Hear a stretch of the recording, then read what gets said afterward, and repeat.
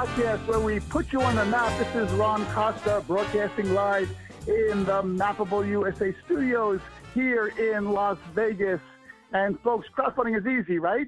You sure about that? Well, today we're going to get into it a little bit. We're going to have a guest on. We're going to talk about some lessons learned during crowdfunding, take you through the whole process. But before we get started with that, let's introduce Vicky Hutchmala from the World Token Market. Vicky, how are you today? Doing great today, Ron. Fabulous day in Vegas, as always, although today it's a little bit rainy, which is kind of unusual. It's also a little bit cold, and that's unusual too, but still a fabulous day because it's absolutely Vegas day. We have a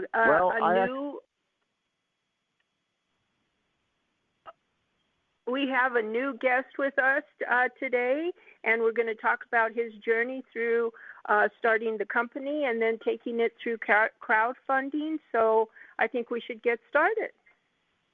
Absolutely. Actually, you left my place this morning with a jacket on. That's really crazy, living in Vegas. And our guest today doesn't need a jacket. He's out in Florida. So let's introduce Ruben Figueredo. He's the co-founder, COO of Vene Rides. Ruben, how you doing over there today?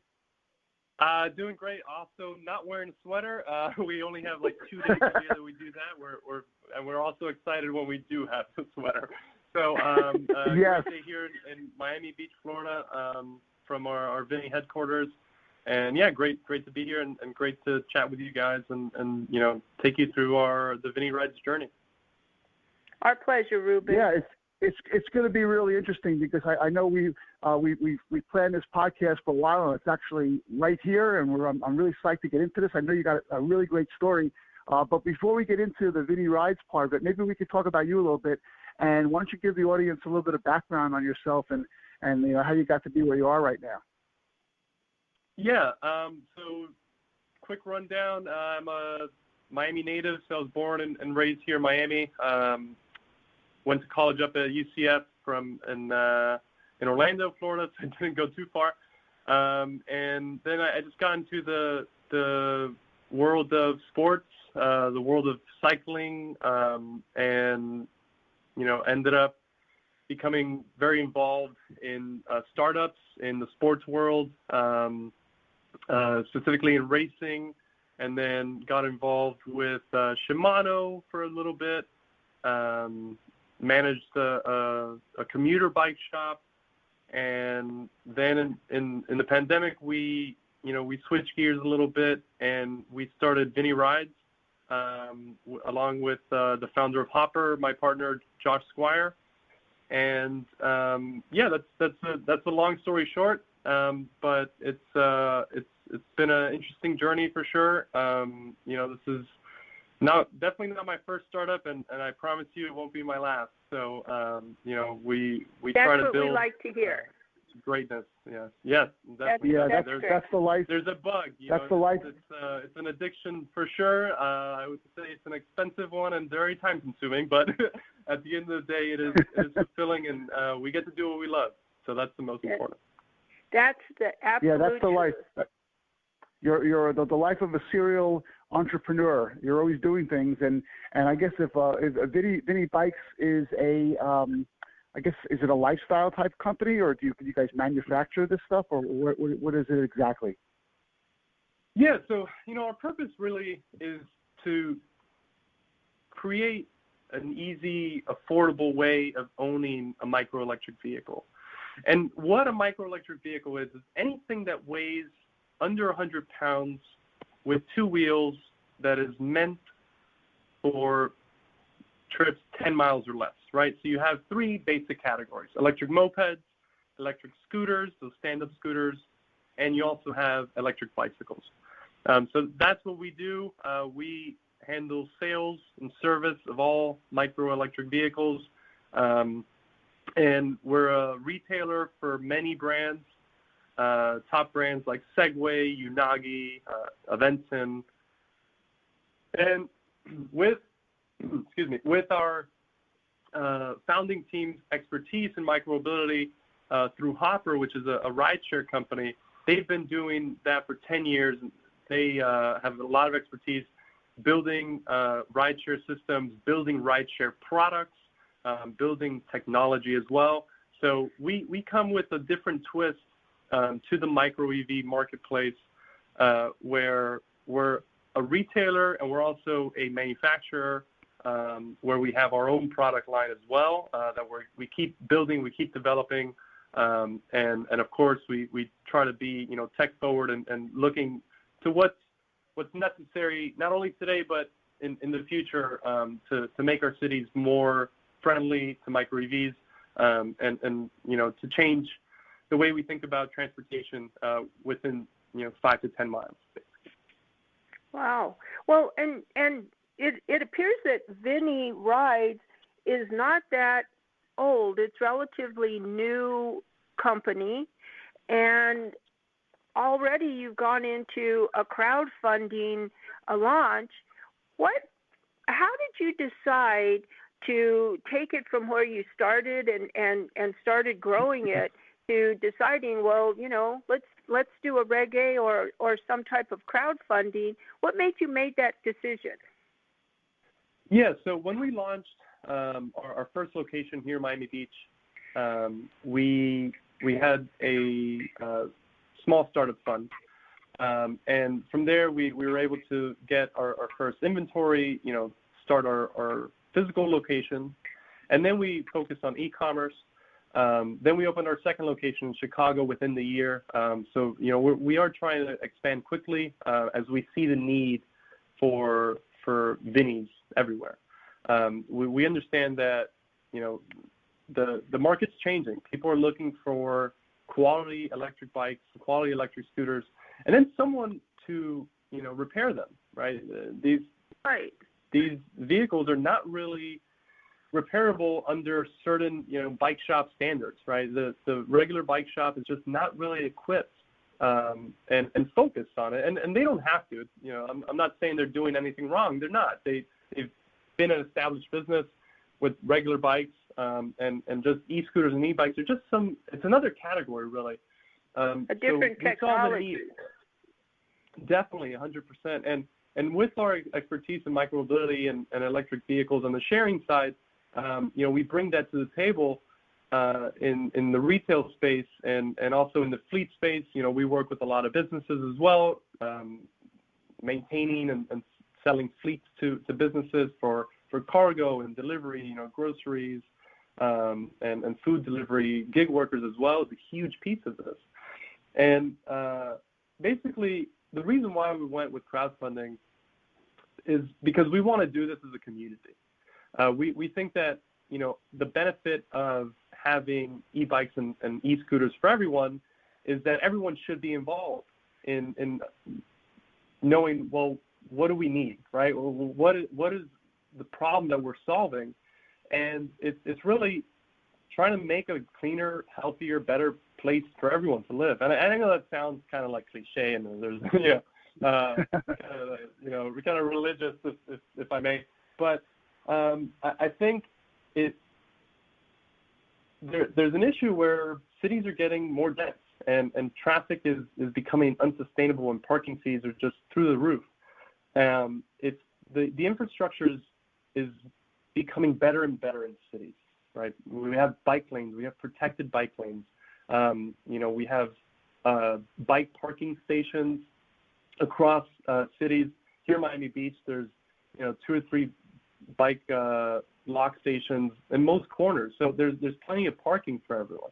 Outside of a Trader Joe's, there's like 10 of them. So it's full of bikes all the time because it's just a great way of getting around with a bike or a scooter. So we understand that there's a benefit for the whole community, and we want to be we want to have the community really tell us, well, what do we want, right?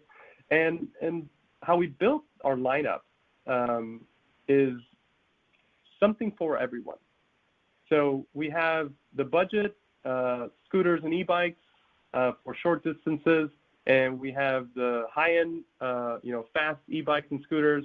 And so there's something about,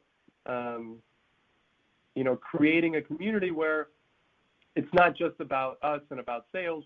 It's about really making an impact, again, both today and in the future. And we see ourselves aligned with that very much. So when you say that they're used within a 10-mile radius of where you live, is that because of the battery, the charge, and that's as far as you can go, or just because that's where it's the safest to go? No, it's more about design, right? Sitting on a bike for 50 miles is just not ideal, right? Or 20 miles. And basically, we have some bikes and scooters that have 10 to 15 mile range on their battery, which is great for 2-mile trips, Right. two-way trips. But then we also have some bikes and scooters that have 60, 70, 80 plus mile range that work great for gig workers that are riding around every day, all day. That their bike is basically their vehicle for their work. So the vehicles are designed basically for anything under 10 miles and less trips. So that's the focus. So getting back to your launch, which I believe you've already launched your campaign, when you when you decided, well, let's go with crowdfunding to become bigger and better business, what was the first step you took? So the first step we took was really understand the space, right? We basically created a list of all the crowdfunding sites and saw which one, fit our needs best. Which platforms are really creating buzz, which platforms kind of aligned with our goals, and what platforms were most successful too. And for us, after kind of vetting and talking to a few of them, we landed on Republic, and Republic is just a great platform to work with. They have a great marketing engine behind them too. And just like us, they're a startup, they're a growing startup, and they've actually made huge leaps in their business, acquiring other startup crowdfunding sites, NFT platforms, like, they're very involved in that. And so we thought that Republic would be the best fit for us, and that's why we ultimately went with them. And so they did everything regarding your launch in-house? No, so we did work with them throughout the process, which I would say about those like 4 to 6 months from picking them to actually launching. They helped us build the entire pitch, if you may, and then they gave us tips and tools to really make our campaign, express what their users really engage with. And then, the big piece of this was creating a video for the campaign, which is on our Republic page. And, that video speaks volumes into what and why we're building this. And, that's a key point to having that front and center, and sharing our vision. Yeah, and Ruben, you did this in the form of the Regulation A offering or a Reg CF. What was the vehicle you're using? It's CrowdSafe. I'm sorry. So it's a CrowdSafe. So it's a Form C. Okay. Okay. All right. Cool. CF. And did you guys file your own form? Did you hire a lawyer to do that, or how was that process? Yeah, we did have attorneys help us with the filing of the SEC, and Republic did help us, get the right attorneys to do that with us. So all of our financials were audited, and we worked with a legal team. Yeah, so you had a working business with revenue and everything when you were doing this. So that was an extra step. These auditors have to do that. They got to get the information right on that. And then at that point, you created all your offering documents, and you brought it up to Republic. So when people go to Republic, they could see your video, they see your marketing material, and then they could download the documents for investment. Yeah. So there's actually a section called Documents, and you can look at the Form C right there. You can see the revenue that we've had since launch and expenses and everything. I mean, it's a very open, transparent financials. And and from the time you decided to do this till the time that you actually had an offering that was live for investment, what was the time period you think on that, more or less? Do you know? It was about 6 to 8 months. So yeah, I believe, that sounds about right. Yeah. So most of it and you did that was you did that in that time frame.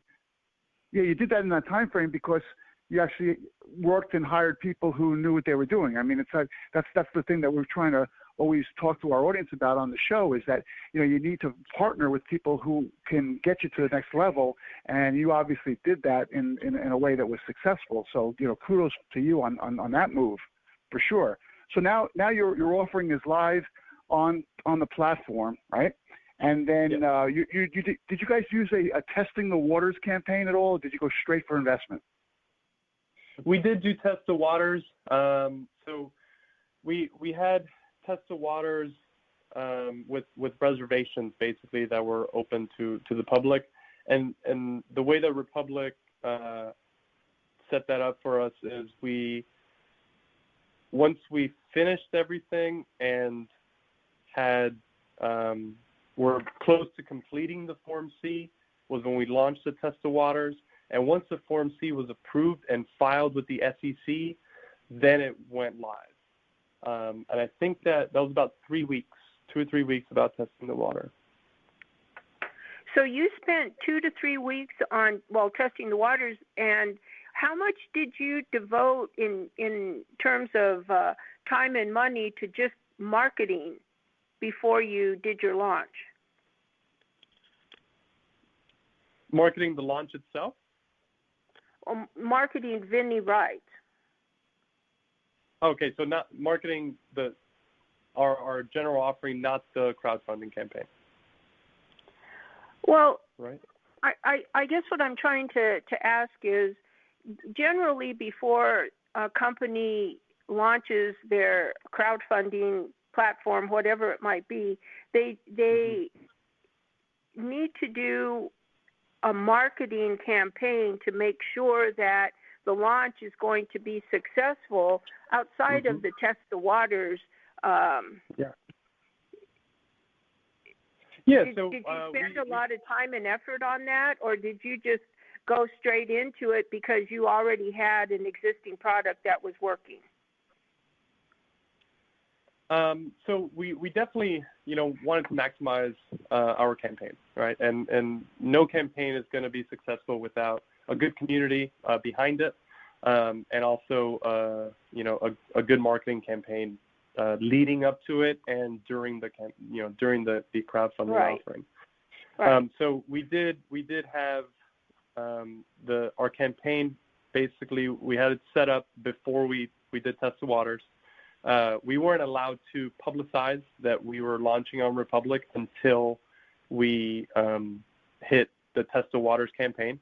A piece of the campaign, which at that point, there's a lot of regulations on what you can and can't say. Investing in Vene Rides is something we couldn't say during the Test the Waters campaign. So we would use reserve your place, and that was what we were allowed to do. Once we were live, then we switched the campaign from reserve to invest.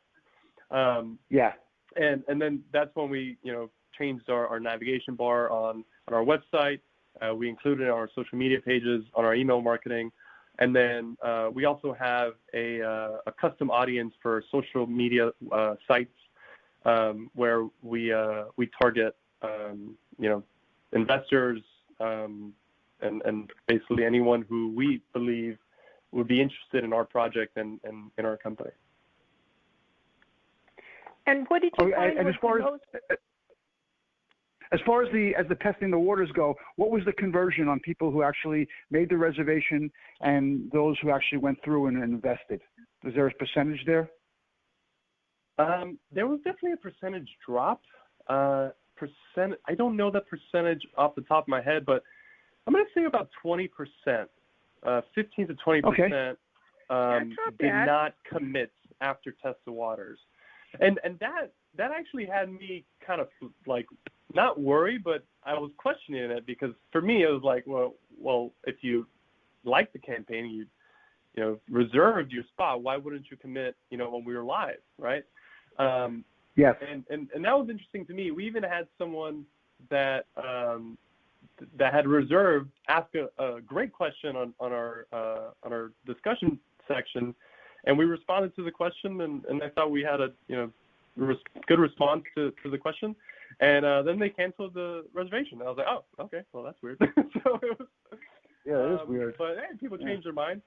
So yeah, that's basically. But still, 15% is pretty good, because I mean, a lot of people will say they're interested, and okay, I'm going to do this, but who knows what comes along, or who knows what changes their mind. So actually, 85% who reserved actually invested is great. Oh, okay. Well, that makes me feel better. Yeah, that's pretty good. I didn't know. To be honest, I didn't know all. I didn't know the statistics of how many leave testing the waters. But that's good news for me. Yeah. Well, Ruben, you won everyone, but that was a good. A lot of people, Ruben, tell me that, not people, a lot of these issuers and CEOs, they all tell me that they think crowdfunding is quote, easy. So, it's easy. I hear that all the time. That's why I started the show off with that. It drives me up the wall, because it's not easy. It's hard work, and it's a long process, as you can attest to. But I'm just wondering, from your own personal experience, if you were to rate the process of crowdfunding 1 to 10, 10 being the hardest, what would you say as far as your experience was on something like that? With all the startups I've been on, involved in, and all the small and big projects that have been in that, I'd say this is a solid 9 at least. I mean, wow. It was just for us, and I'm sure for you guys too. Startups we're meant to make fast changes, right? We're meant to, find new problems and solve them quickly and get things rolling quickly, which is what we're doing now with a product that we're launching soon. And we didn't expect this to take 8 months. We were looking. We started diving into this in about December of last year, and we did our due diligence, and then in February we started with Republic, February, and we were thinking, okay, in May we should be launched, and we were worried because some of our community is in Chicago, and that's a very spring summer market, and no one really is interested in the idea of bikes because, well, it's snowy outside, so not really for them. But we ended up launching a couple months ago. I think we launched in September. So it took a while. Yeah, if you want obstacles thrown in your path, you should definitely do a crowdfunding campaign, right? If you want to create obstacles in your life. Yeah, for sure. And look, for us, it's definitely been a long journey to launch this campaign, but it's been a great learning process in terms of what it takes to build a successful campaign and to know what the community wants, right? And there's two communities here. There's one, the investors that are already on the platform, and then the other one is your customers. And depending on the type of business you are, we're in the sales and service business of e-bikes and scooters. So, our customers, they rely on us. We're they know us by our first name in our local shops, and they always keep coming back. But it's a different type of engagement, right? They always know you're there for the flat tires. In their bad day, you're their best friend. But with crowdfunding, it's a little different of a relationship with them, and that's something that we're learning as we go. So in the couple months that you've launched, how are you feeling about it? Are you raising money based on the time that you've been that the platform has been open? Are you raising the money that you were expecting? How's it going? So we haven't raised the money that we were expecting. We haven't hit the goals and the timelines that we expected. And for me, I think we know the reason. What is that? The reason is, again, as startups evolve, we're an under 2-year company. As startups evolve, the market evolves and the business plan evolves. And from the time that we launched the crowdfunding campaign till today, we already have evolved in what we believe is the best way forward. Our first objective and our scale plan was to scale from 2 stores to 5 stores by the end of this year, to 20 stores by the end of next year, and reach 100 stores in 4 years or 5 years, from inception to 5 years. And that was our goal. Now, what we noticed is, well, you don't need 100 stores, right? What you need is one location in great city that feeds the entire city's needs for electric mobility. And, with that said, we are focused on not opening 100 stores, but really launching cities and locations, and really focusing on building the brand in that city. And really the location isn't our interest. It's really about, how do we get more people on bikes or scooters? How do we make sure, or how many car trips can we reduce in that year, right? Through our impact.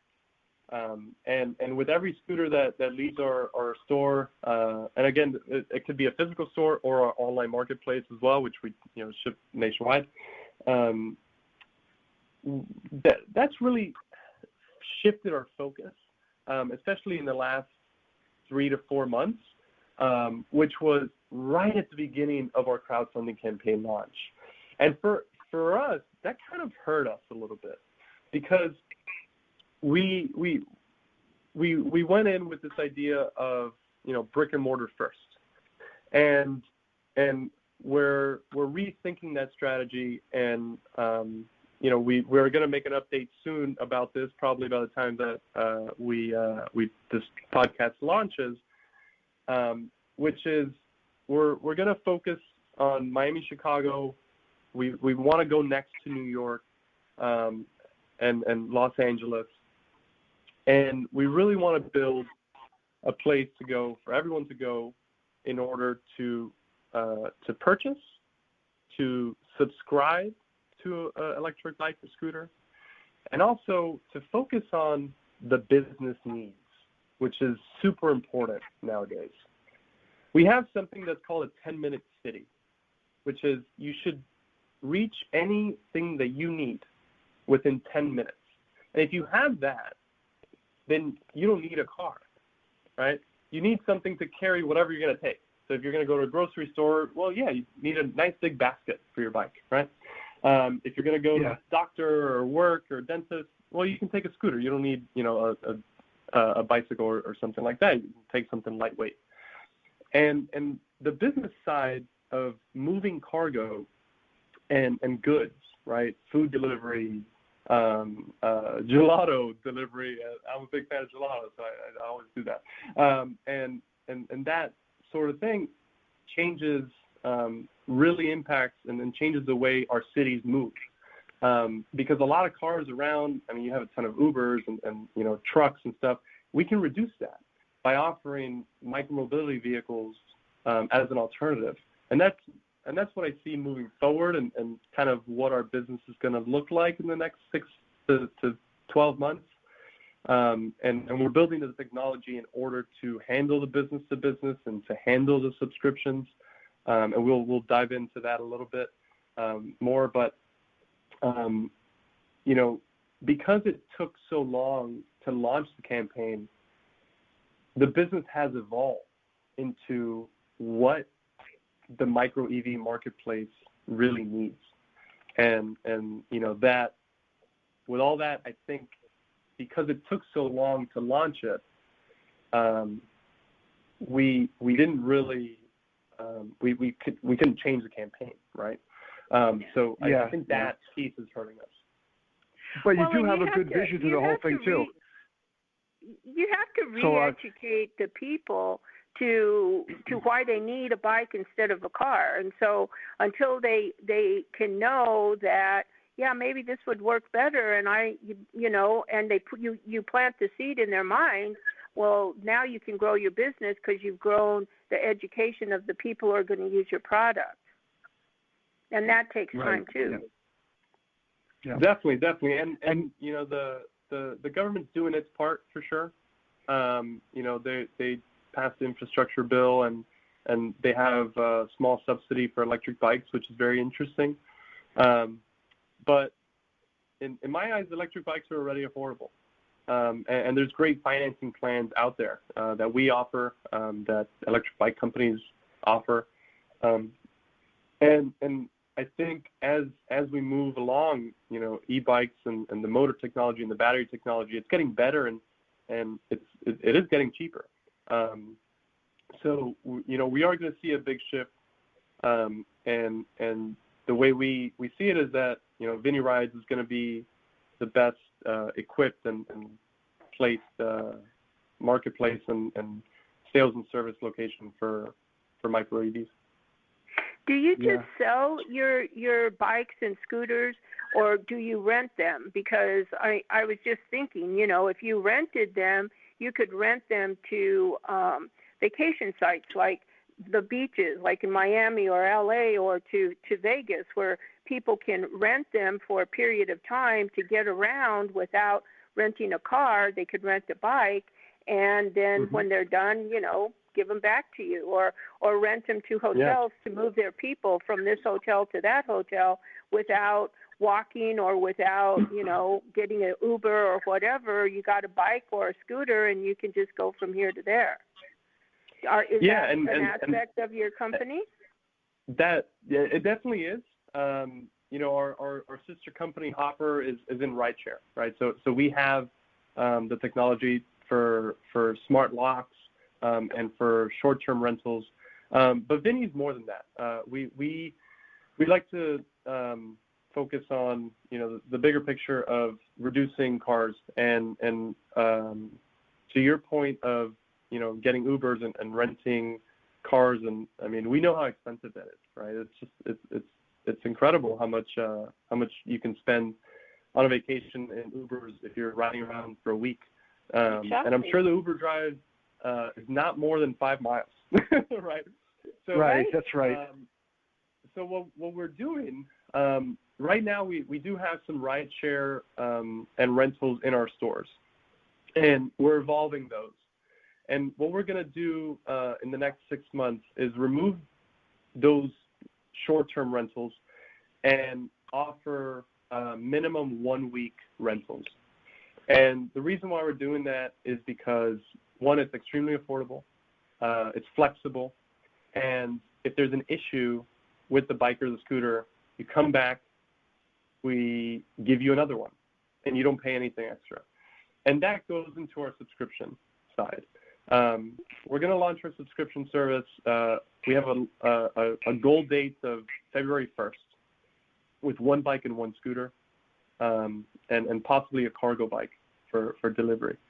And the way that's going to work is by doing a minimum of 1 week and basically no contract, and you could rent it for 1 week, or you could do 2 years, 1 week at a time. And that gives riders a very unique way of owning or using a microelectric vehicle. Not only is it a very cheap, inexpensive way into getting an electric bike, right? I mean, think about this. You pay $40, $50 a week. You get an e-bike that always works. You don't have to worry about anything else. I mean, that to me is something that can revolutionize the way that we move. It can change. Yeah, it's solid. For sure. And it's a solid concept. Yeah, and you get people used to the idea. Definitely, 100%. And we've been in the fleet business. My partner Josh has been in rentals and tours and rideshare and fleets for 25 years, and he knows how to operate 20 different cities in rideshare. He knows how to operate a 2,000 bike fleet in a city. So we know how to operate fleets and maintain fleets and keep them running, right? Because in rideshare, if your fleet is not out there, it's not making you money.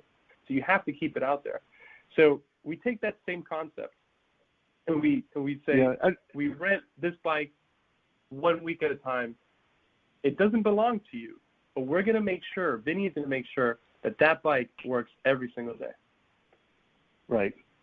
And Ruben, you know what else I think you got going? I think you mentioned it earlier in the podcast. You used the word impact, and that's a word that people didn't even use, like let's say 2 years ago. But now everybody's talking about impact investing, and I think it's a trend that you guys can really capitalize a lot. Are you seeing a lot of people with that idea, like, I want to invest in something that's impactful for society? And I think that's a trend that's going to keep going. Definitely. We have a bunch of reviews from our investors here. There's a climate tech investor, so that's definitely an impact. There's one that says, I'm reading it here just verbatim, says, I believe in the micromobility movement as a valid tool to reduce automobile reliance in urban environments, right? I mean, that this investor, connects exactly to what our mission is. I mean, there is an impact. The science shows, right? And this is a side note about myself. I have a bachelor's in biology, a past life of mine, but I'm a big fan of science, and let's stick to the facts. We need to reduce our carbon emissions. I mean, that it's as simple as that. Our climate, our global average temperature is increasing 1 Celsius per year globally. That's a huge number. It sounds like nothing. 1 Celsius, that's nothing. Give it 100 years, 100 Celsius, that's boiling water, right? So we need to make an impact now in order to change the way that, our society works, and we need to find different modes of transportation that are eco-friendly. And that's, for me, that's the beginning, really, because then it changes the way people think about what they do every day and what kind of products they buy, what their habits are like. And that's, I think that's why you see all these big companies, Ford, GM, Volvo, Audi, going towards electric. And they see it too. The technology's there already. Why are we, wasting money on gas? And we're still subsidizing gas and oil, and it doesn't make any sense. It's not sustainable. And that's something that I think we need as a country, and we need as a planet. And I'm happy that sustainability. I'm a tiny piece of this, but there's a lot that we all need to do together to make an impact. Right. Well, sustainability is the buzzword out there for sure. Everybody talks about that all the time. But listen, before we close this podcast out, Ruben, we talked about how difficult the process of crowdfunding is and how it's worthwhile once you get to the point where you're at it. Again, I'm sure we've got issuers and CEOs perhaps listening to this podcast right now. What would be your one piece of advice that you would have to tell them as far as your lessons learned and what you're doing that might help them either get going or move the process quicker? The move the process quicker, tell me how to do that. Right. That's a secret that's worth $1 million in itself for sure. We definitely pushed the attorneys and the crowdfunding platform Republic on any way that we could make this faster. We hit all their deadlines in terms of the content, and the video production was the first thing we did on why we're even doing this project. But I think that besides the shortening the time of launch, creating your community is really important.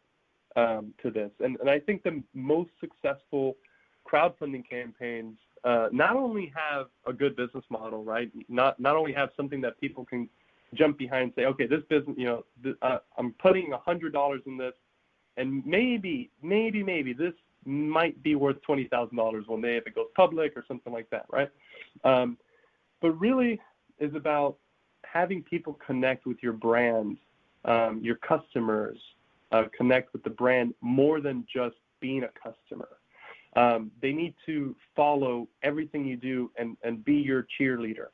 And with that community, which needs to be big. We have thousands of customers, but we need 10x, to be honest. We need 10x of what we had this last year and a half in retrospect to what we had to make it as successful as we wanted it to be.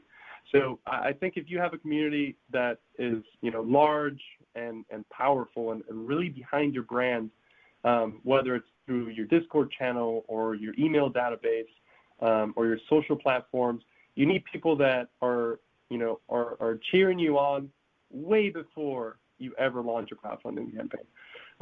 So that would be my advice. Yeah, great point on that. And then lastly, as far as anybody listening to this, they want to get more information on either yourself or the company, what's the best way to contact you or reach you? Email, website, or what do you like? Yeah, so first, our crowdfunding campaign is on republic.co/Vene. That's VENE, republic.co/Vene. Our website is venerides.com.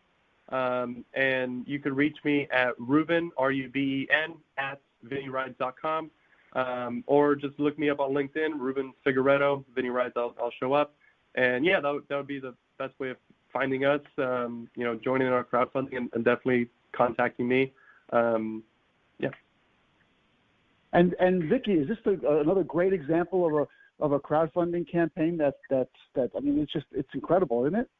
That we are able to get guests like Ruben on the show all the time? It really is, because it just goes to show that, again, with a little tenacity and perseverance and the right idea, you can take it anywhere, and crowdfunding is the tool that you can use.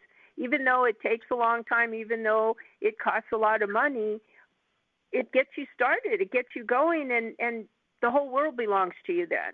It's great, and you've done an excellent job, Ruben, on Vene Rides, and the greatest kudos to you and success in the future. I appreciate it, guys. Great chatting with you guys. We're about to hit our minimum goal of $25,000, and we look forward to increasing that to our overall goal of the campaign. So if anyone wants to check it out, go and check out republic.co/Vene. Great, and we're all going to live in 10-minute cities, right? I hope so. I mean, we don't all have to. The suburbs and the rural country is always a good, quiet place. But the 10-minute city is a really interesting concept, and there was a report out that cities are actually more eco-friendly than suburbs, and I was like, this is bogus. No, you have a lot of people there, but if we build up instead of horizontally, well, every person itself has a smaller footprint, right? And there's less footprint on our planet that's being taken up by more concrete and more reflection of the heat of the sun going back into our atmosphere. And to be frank, I've lived in the suburbs my whole life until we launched this Vene Rides project, and then I moved down here to Miami Beach, and my life has been totally changed. I feel better. I wake up and I have a nice short 5-minute commute to work, to our office, or our shop is 3 blocks away, from our office. So it's something great. It's all close by. It feels like a community here, and I'm sure that everyone living in dense cities hopefully feel that way too. And if you can walk down the street, go to a good restaurant, and get your groceries, take an e-scooter. There you go. Exactly. You know, that's the difference between me and you, Ruben, because I live in something I call the 10-minute living room. Because sometimes I just sit on the couch, and it takes me 10 minutes to leave the room after a while. You know, I get nice and comfortable. So I like your idea better. But anyway, with that thought, we're going to close this out. Ruben, thanks so much for being a guest on the show today. I really appreciate you having the time to take and speak to our audience. It was really interesting, and we wish you the best of luck on your project. Vicky, thanks for co-hosting the episode today. It was really good stuff. And folks, you're listening to the Mappable USA podcast at MappableUSA.com. If you go to that homepage, you scroll down, you'll see all our syndication sources. Pick the one you like best and subscribe, and you'll never miss another one of our episodes. If you want to be a guest on the show like Ruben was today, there's a guest tab there. You can fill that out. We'll see what we do about getting you on the show. And if you like what you heard today, send us an email. We're at info@MappableUSA.com, or just leave a comment on whatever page you're listening to this on right now. So thanks for listening. Thanks for your support. We'll be back at you next time with another Mappable USA podcast. Have a great week, everyone.